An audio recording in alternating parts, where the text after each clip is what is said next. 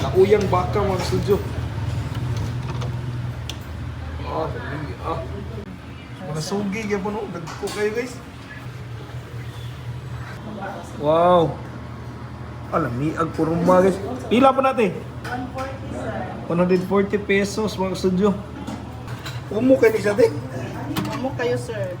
Bihaw. Wala. Ate.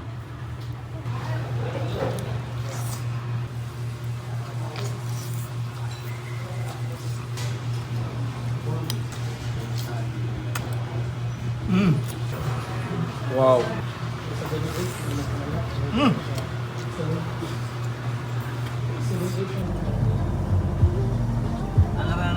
JC Eatery. Mga ka-studio, dito na tayo sa Cagayan. Pero bago ang lahat, nagutom na mga studio, kaya kain muna tayo. Dito tayo kain sa isang sikat na eatery dito. Simple lang sila mga studio, pero sobrang daming taong makain. Iba't ibang klase, mayroong mga estudyante, mayroong mga employees, mga malaking ranggo sa gobyerno. Kasi sikat talaga sila. 38 years na po yung eatery nila dito. At hanggang ngayon, marami pa rin tao na kumakain at tumatangkilik sa mga pagkain nila. So famous sila dito sa sinuglaw na para siyang mayroon siyang tuna ba yan or mayroong isda at saka mayroong kinilaw, tapos mayroong sinugba mo nang gitawag og sinuglaw. So tara mga studio, interesting to, kaya tingnan natin, tikman natin. Let's go. Ayaw kong tote. Sir. Saan yung kuwate? Tinola isda, sir. Oh, nita pa guys. Mula isda. Pila yung serving na din? 120. Ito na isda ate. Malasugi, sir. Malasugi. Wow. Bati guys, napay ko ano, malunggay, ano? Napoy ko, tanglad na siya din. Yes, sir. Yaw, ano, lahi kong style. Kanina, yung saan po rin usan nyo dito? Nauyang baka. Nauyang bakta na. Ano yung usa sa bestseller nyo dito, no? Yes, sir. Umo kanina. Umo kayo. Oh, sis. Pila ka buwag ang usak serving nyo dito? Dua ka slice, sir. Dua ka slice? Yeah, 140. Yes, sir. Wow, bati, sulit na kayo. Diyan na po sila eh. Ano, sir? Saya. Alang-alang siya din. Yes, sir. Alang-alang. Pero kani, grabe oh. Pumba. Wow. Alam, miag purumba guys. Pila pa natin? 140, sir. 140 pesos mga studio. Yan oh. Dagko i-serving oh. Naglatak ng kay purma. Napay sisig. Kaya mayroong dinuguan mga studio. Meron din sila dito mga ulo ng isda para sa tinula.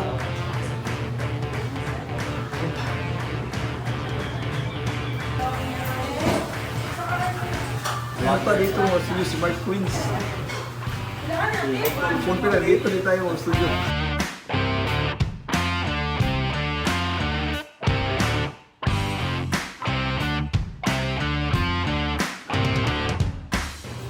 So mga studio, ito yung sikat na dito din na humba oh. Yan oh. Wow. Umo kayo ni siya din. Umo kayo, sir. Alam, bias sa humba eh. Lata kayo guys.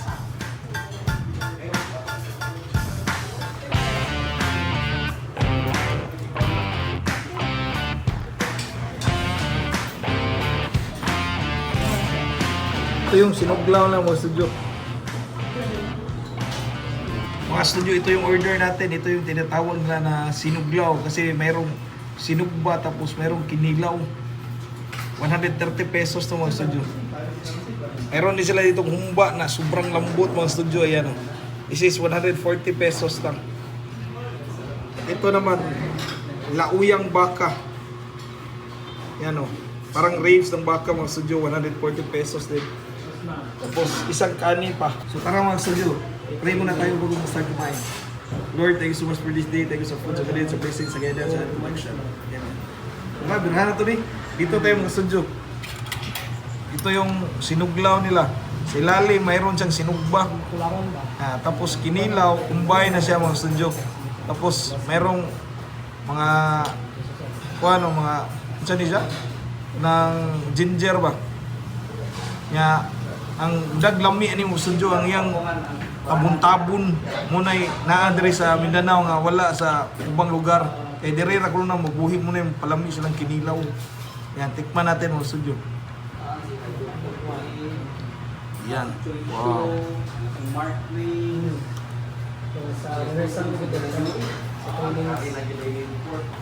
Sobrang creamy niya. Tapos merong asim na merong tamis. Pero more on creamy siya mga studio. Lutong-luto yung kinilaw dahil doon sa sabaw niya ba.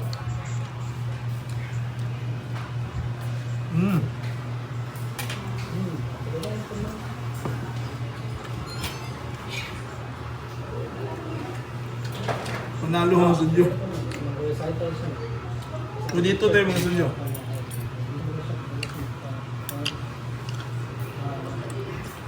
Ito yung lauyang baka. Yan, sobrang lambot ito mga studio. Tikman muna natin yung sabaw lang. Malasa siya mga studio. Wow.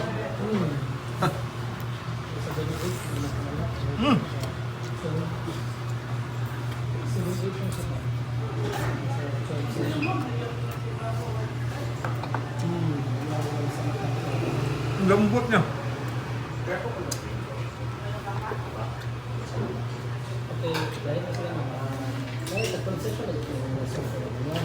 Guys.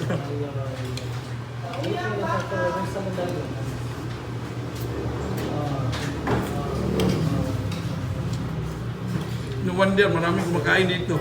Ang ganito ba kalambot? 140 pesos, hindi ka na lugi. Kasi sobrang dami na ng laman eh.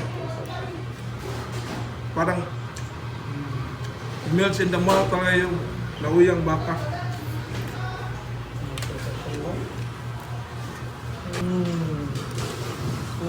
Yan.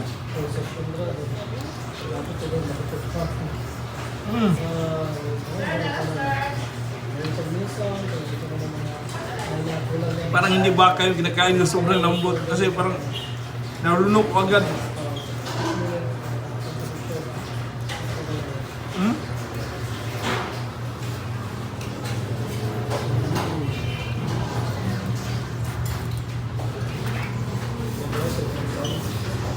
Lalo.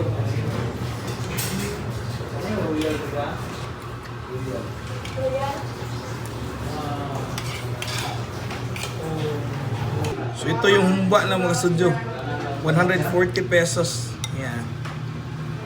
Tingnan natin kung gaano kalambot to. Parang Bailey siya, no? Yung dating niya ba, Bailey to ba? Kasi merong balat to, tapos merong fats. Tapos yung laman niya, makapal. Tikman natin mga studio. Wow!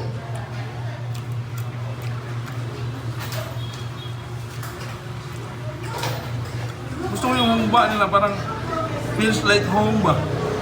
Parang nasa bahay ka lang, tapos medyo matamis ng konti, hindi naman yung sobrang matamis siya. Balance lang ba? Tapos yung laman niya, nanuot yung lasa niya ba? Kasi sobrang lambot siguro ng karne, kaya nanuot yung lasa ng humba sa loob.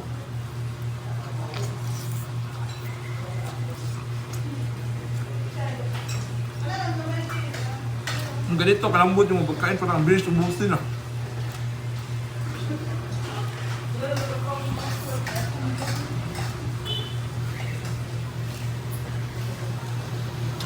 Yung internet nila parang intended for mukbanger to. Kasi kami mga mukbanger, pag nagbe-video, gusto talaga namin yung sobrang lambot ng pagkain kasi mabilis mong muya, mabilis mong matulon.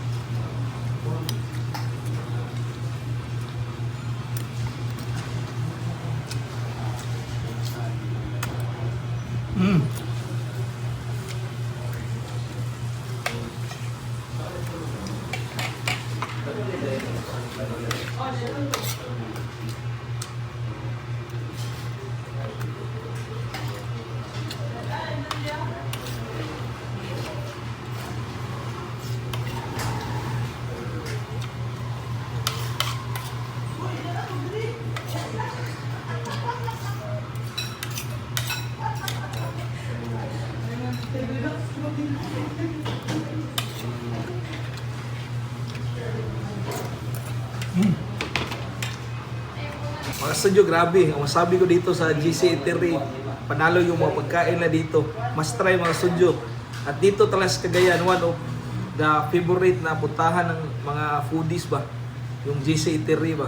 Kasi para sa akin, sulit na sulit yung mga kinain ko dito. Yung tatlong putahe lang yung natikman ko. Panalong-panalo na sa price point. Madami yung servings. Tapos yung importante sa akin yung sobrang lambot ng pagkain ba. Tapos palaging mainit kasi iniinit talaga na yung mga food dito. Kaya no wonder na maraming punta talaga na mga tao dito kasi 24 hours sila dito eh. So kung dito lang ako sa malapit, panigurado hindi ako makapagluto ng ulam. Chat order na lang ako dito kasi mas makatipid ka pa pag bumili ka na rekta ba. Lalo pag small families, mas makatipid pag sa karinderya bumibili. Tapos masabi ko kasing sulit na din eh kasi masarap na yung pagkain na hindi ka talaga magsisi ba.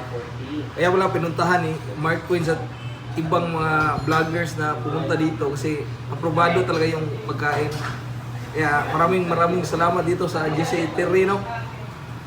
At saka maraming salamat po sa nanood ng video na to. Hope you enjoy mga studio at makapunta ka ng Cagayan, puntahan mo to, GC Eatery. Maraming salamat. God bless.